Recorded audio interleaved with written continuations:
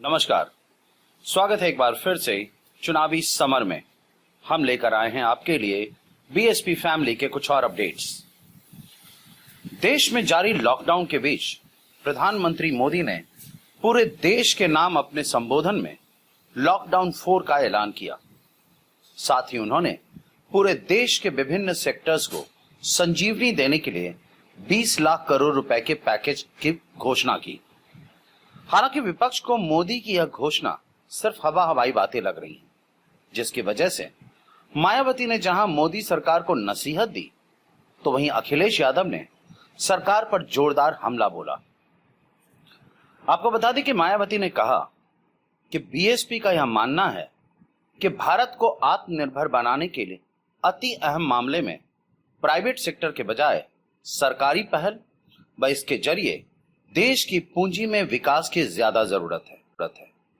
उन्होंने कहा कि इस पर ईमानदारी से अमल करने से ही गरीबी व बेरोजगारी सहित देश के अन्य मूलभूत समस्याओं का समाधान भी संभव होगा। जाहिर सी बात है कि मायावती का यह बयान मोदी सरकार के लिए किसी बड़ी चेतावनी से कम नहीं है।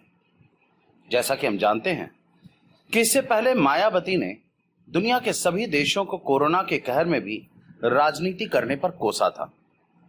उन्होंने कहा था कि कोरोना वायरस के विश्व महामारी से तत्परता से लड़ने के लिए दुनिया में हर जगह खूनी लड़ाई व संघर्ष रोकने संबंधी संकल्प पर संयुक्त राष्ट्र सुरक्षा परिषद द्वारा 2 माह के विमर्श के बाद भी सहमत नहीं हो पाना अति दुखद है।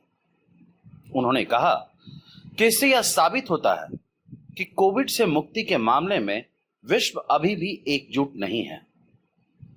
वैसे इस मायावती अकेली नहीं है, बल्कि विपक्ष के अन्य नेता भी बसपा सुप्रीमो का साथ दे रहे हैं।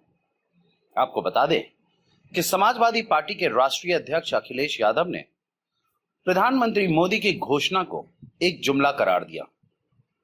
उन्होंने ट्वीट कर कहा कि पहले 15 लाख का झूठा वादा और अब 20 लाख करोड़ का दावा, और अब की बार लगभग 133 करोड़ लोगों को 133 गुना बड़े जुमले की मार। उन्होंने मजाकिया अंदाज में कहा, ए बाबू कोई भला कैसे करे एतवार।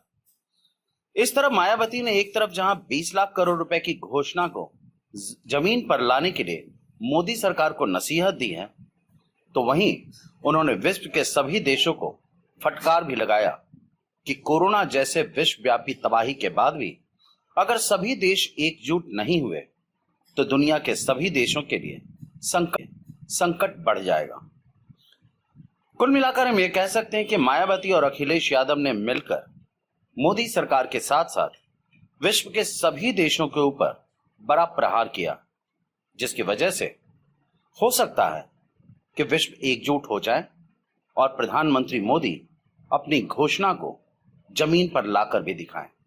हमारे साथ बने रहने के लिए आपका धन्यवाद। आप हमारे प्रोग्राम्स को today's.com पर भी देख सकते हैं और आप हमें टुडेज टीवी पर ट्वीट भी कर सकते हैं। Thank you.